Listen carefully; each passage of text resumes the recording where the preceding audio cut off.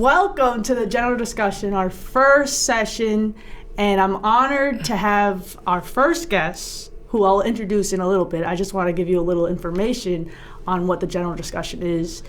I want to say it really fast. We talk about everything and anything, and we kind of break it down and bring experts to kind of figure out what it benefits in our community and our school. So now on our guests, today we are here with the amazing, the talented, the beautiful, and inspiring Dr. Evans. Oh, thank you, Kassandra. That's a wonderful welcome. Yeah. It's a privilege to be here today. And I'm looking forward to our discussion. Well, tell us about yourself, like for people that don't know who the amazing Dr. Evans is. Well, I don't know about amazing, maybe a little bit resilient and a little bit pesky. So I am originally from the U.S. Virgin Islands, which explains the accent that you hear. I grew up also in Queens. So I was a child in the Virgin Islands and came up to do my college studies in Queens. So I spent most of my life in New York City. I was a biology major. And then I decided to do my doctorate in molecular biology. So I went to Queens College, found a wonderful mentor, and then worked in cancer, and I just loved it. Initially, I wanted to go to medical school, but I decided that research was much more fun. And then I got into teaching. And I think that although I did want to go to medical school, it was just much more fun and rewarding to train pre-medical students. I did my postdoctoral studies at the Feinstein Institute in Long Island. And then we decided we were tired of the city, my husband and I and our family. And we decided to come up to Central New York, not knowing anyone here at all. And I applied for adjunct teaching in the area, and I got a call from MVCC. So I started teaching anatomy and physiology there. I got to work in cadavers and just get to know the area better. And years have passed, and I started teaching as an adjunct at SUNY Poly. I left MVCC. And then one day, a position opened up here at Herkimer for anatomy and physiology. It was a quick turnover. And I applied, and I've been here for 5 years. Wow. So I do like it here at Herkimer. I think we have fantastic facilities. We have great students. Just an overall great learning environment. I wish more of our students could appreciate that, because I've taught at big schools. Some of my schools had 15,000 students, cycling through daily. So to have this quiet college on the hill is like really, really awesome. So I have enjoyed my 5 years here. Wow, that's amazing. And you're saying that you're not as amazing, and you listed a bunch of things, and you inspired many people. Mm-hmm. And I had the honor to be in your class for a little bit. Yeah, for a little bit, yes. Being there, I can tell that the students really depended on you and really look up to you. I sometimes feel like that, not all the time, because of the fact that I hope to inspire students to be independent thinkers. And I think it sounds like every single professor says that. But really in healthcare, you have to be able to solve problems. And you have to be able to think on your feet. So some students kind of like back away from the course because when they realize there's just so much in that course. But do you know, I do have people who are not healthcare majors, and I always ask them, why are you taking this class if you're not into it? And I've actually had people tell me I'm taking it because I'm interested in the human body. Well, I say to them, you can watch a YouTube video for that, right? Anatomy and physiology is not a difficult class. It's just one of those classes you really have to memorize stuff. You really have to understand to be able to apply it to your field. So, I mean, it's just, these are people's lives that we're dealing with. So we want to make sure that when we send students from Herkimer, they have a really good foundation. Yeah, that's an interesting point. You said that you want your students to appreciate their school and the healthcare, the field that you basically teach. But you're also a part of a DEI, pillar committee. Yeah, can you talk about Diversity, that? Equity, and Inclusion Committee. So about 2 years ago, right, we were around before COVID, The pillar committees are selected by the president and the co-chairs are. I was invited to be the co-chair for this committee. And I, sometimes you have mixed feelings about it because I'm one of the few minority faculty on this campus, which for some people might be a little bit intimidating. And I didn't want to be the token on that committee because I'm a minority, because this is DEI, of course. But it's been a pleasure to serve on that committee. I've been on it. This is my second cycle on it. And when we got invited to be part of that, I just kind of had to look at what has Herkimer done in the past. Now, anyone who comes onto Herkimer, people oftentimes define diversity, they're usually looking at for racial diversity, and you'll often hear say we don't have enough diversity on the campus. Now, I can argue that point that there is a lot of diversity on the campus, maybe not racial diversity, but there's definitely ethnic, national diversity, and just diversity overall. I mean, you have males, females, you have different genders, you have all of those things. So we do have a rich amount of diversity on the campus. And the question is, how much of that is actually highlighted and celebrated? And people know that we have that. Our students, the makeup of our students is diverse enough because we spend a lot of time looking at the demographics. Can it always increase? Absolutely. Can we have more people that are representative of our students? 100%. But we face challenges in this area. We sit in Herkimer County that is like 92% white. And so that might be intimidating for people of different racial identities to feel comfortable and belong in this particular community. I can tell you from the day one, long before I became the co-chair of this committee, the faculty members, were so welcoming, okay? Being from New York City, it's a different environment. Now, Queens is the most diverse place in the country, and probably even in the world. Every single nationality you can think of lives in some area of Queens. In New York City in general, you think about diversity. So coming to Herkimer would be a culture shock for most people. I remember when I came to this institution that it was like, well, I don't look like most people here. In fact, when I stood up for the introduction, I saw no one who looked like me. But that didn't deter me from being comfortable here. And again, the faculty and staff were so supportive that that's what kept me here. So when I got appointed to this committee, it was really about what can we celebrate? Because we can sit there and say, we don't have this and we don't have that. The question is, what do we have and how can we celebrate that? So that has been our journey. And we have different representation across campus, always looking for student representation on the committee. We actually do have one student on this semester. And there's never enough time to do the work of diversity, equity, and inclusion. I can tell you that much. Because if you're constantly seeing where can there be equitable actions, right? Are we equitable across the board? Are we diverse enough? You talk about, for example, first generation, socioeconomic. There's so many things you can examine. And of course, racial, right? And then inclusion. I think for students, the biggest thing that students struggle with is the feeling of belonging. So when you think inclusion, think, do I belong at Herkimer? Right? That's what the committee is tasked in terms of addressing, assessing, okay? And then trying to find actions that follow up and support that. So that's where we are right now. Wow, that's amazing. I did not know that.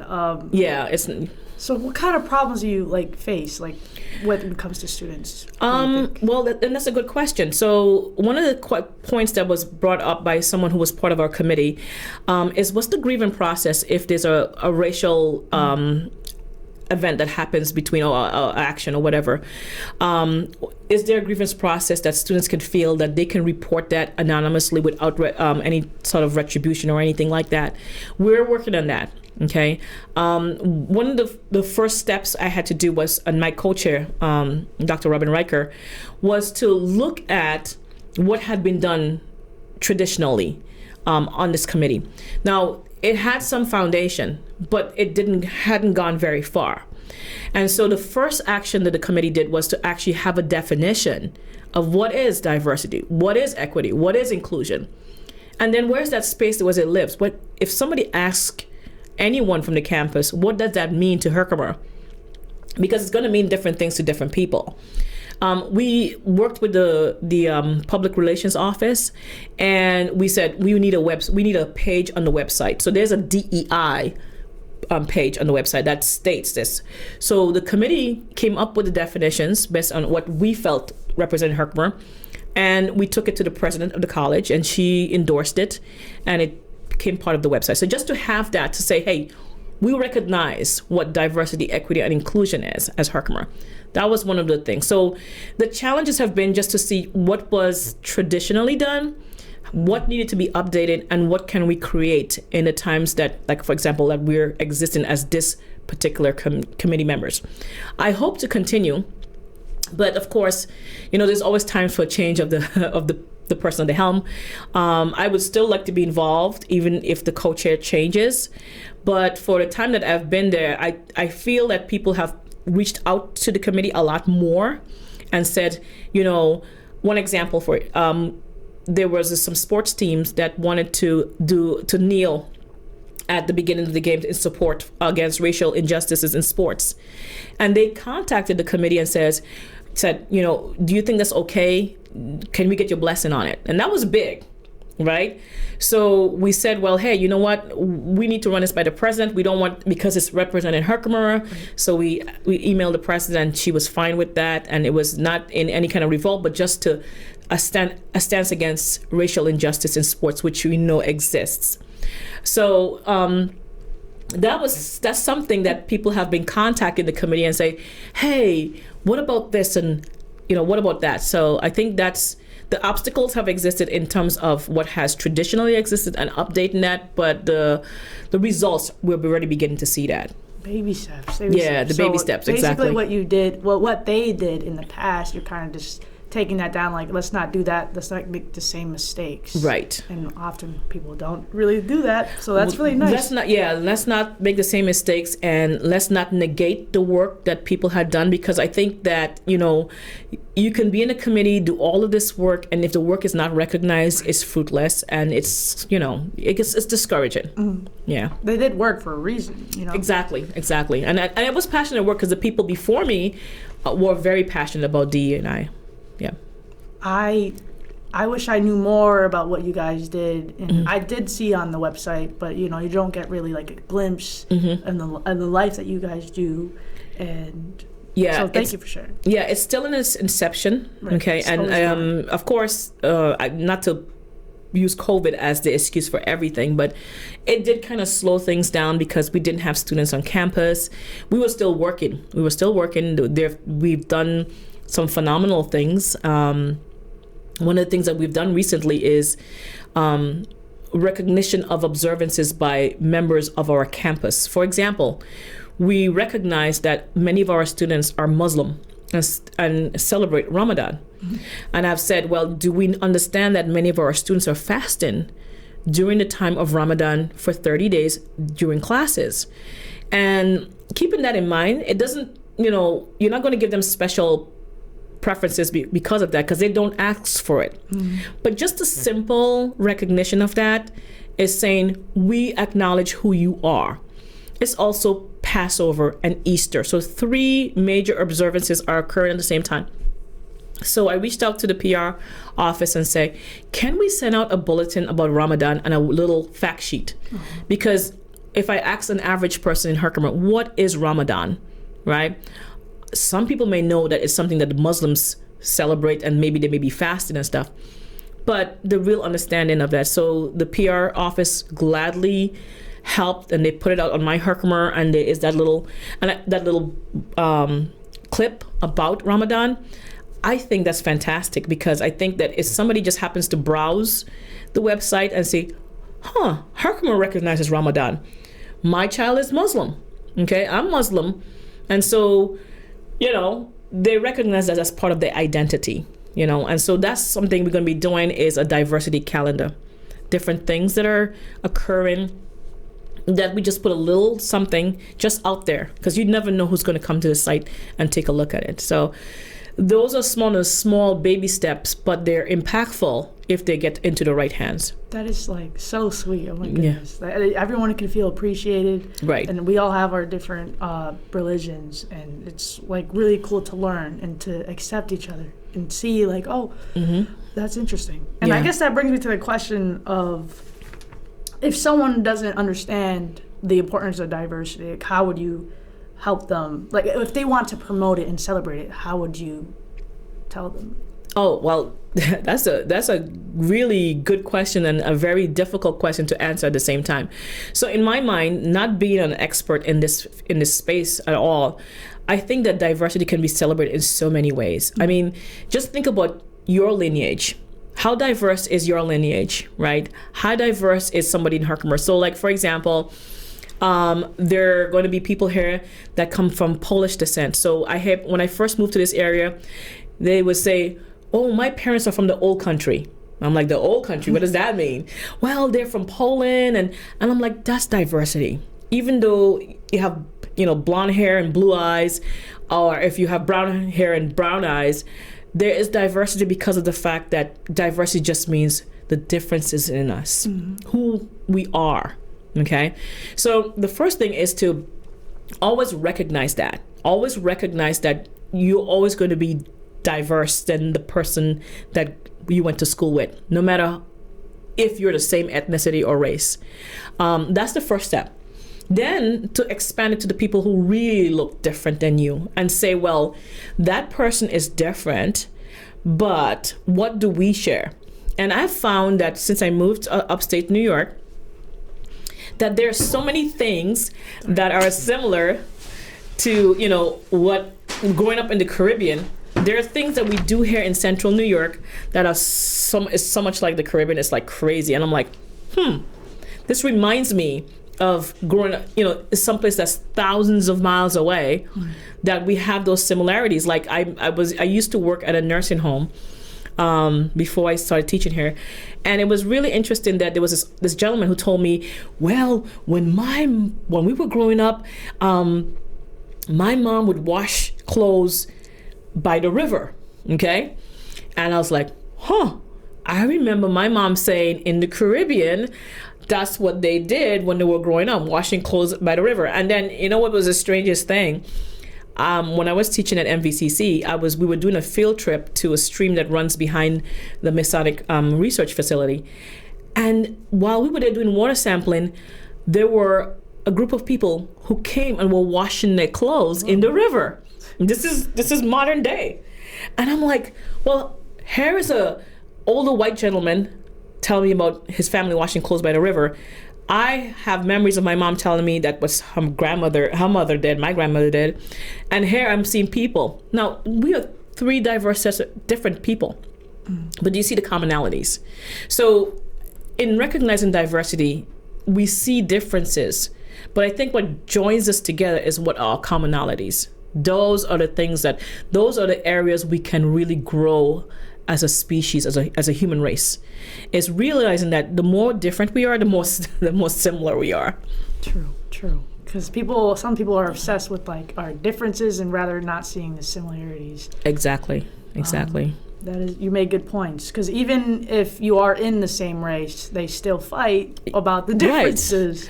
Right. You can color the world the same color. Every human being have the same background, and you will have. And you see this in the caste system. For example, in India, they're all Indians, but they have a caste system where people are ostracized because of socioeconomic or even how much pigmentation, even though they're all brown skinned, right? So that will be a systemic problem, I think, as long as humans exist. I think that the cure for this is always saying, well, why not be different? Why not, right? And how do we say, well, that difference makes us even more interesting. And that is why the world, sometimes you go through places of the world and you see people that are different. You're like, yeah, that's beautiful. That's awesome. That's the awesomeness of the planet, right? So why do you think people are uncomfortable with that difference, though? Well, there are many reasons. I think people are uncomfortable to what's not comfortable. Sure. Right? If you grew up in an area, many people in this area, for example, have not left the area. I talk to people all the time. They've never traveled. Many of my students don't have a passport, have never left the country. Okay, so when your world is only a certain amount of square mileage, it makes you very resistant to change because you're comfortable. It's very uncomfortable. Like when I moved from New York City to this area, some people would have been very uncomfortable because I remember when I would go down to the Walmart, which is right down the road from here, I would see very few minorities 9 years ago. Now I go into Walmart and I see mixed couples. I see, minority people working at that Walmart. There was a time when that did not exist. And I'm sure people who've lived in this area longer than I have can say, not in Herkimer. I have been told, hey, you live in, I live in Richfield Springs, and we use the quote unquote, the term rednecks. There's some rednecks that live up in that area. I said, yeah, they're my neighbors, okay? They're my neighbors. And guess what? Me and my quote unquote redneck neighbors, we get along just fine. You know why? We have an understanding of each other. And it was just that they had to get comfortable with me. Yeah, I think we kind of running out of time. Yeah, we're running out of time. Have you gotten to what you wanted from me?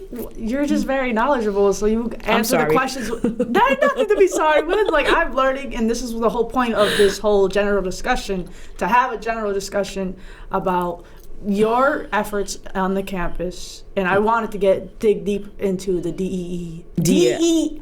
Diversity, equity, and inclusion. Can I just say that instead? Club or committee. Again, we are. There's some exciting things coming up. I haven't finalized it yet, so I can't really share right now. But we're looking at some professional development for our faculty to make them more aware of our students' needs and to have that training available. But we also want to, again, the big point is to have that student voice. That's the process is clear, that if a student have an issue, that they know exactly what to do and who to say to, Right. So, any other questions on that? I'm sure. I could talk forever, but we're running out of time. So thank you, Dr. Evans, for coming and saying all your knowledge, because I'm sure whoever's going to watch this, they're going to learn a lot. I have learned. Well, I do apologize. I can go on, as my students would tell you. I have stories and experiences that can go on and on and on. So thank you. Thank you for sharing. I appreciate it. I wish you could go on longer, but it's okay. No, trust me, you don't. Please. Okay. Thank you for watching the general discussion, and look out for our next episode. I'm Kassandra Garcia.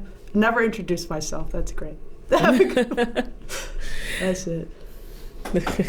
Yay! Thank you for coming on the first discussion. That was fantastic. It was. Yeah, you know what? You don't ever want me to do no. Run an all Stop. cap. You were great. I didn't even. No, that was a great. You answered all my questions. It was so comfortable. Yes, you answered, and I dropped the water bottle, of course. But you can just take her camera and no one even knows.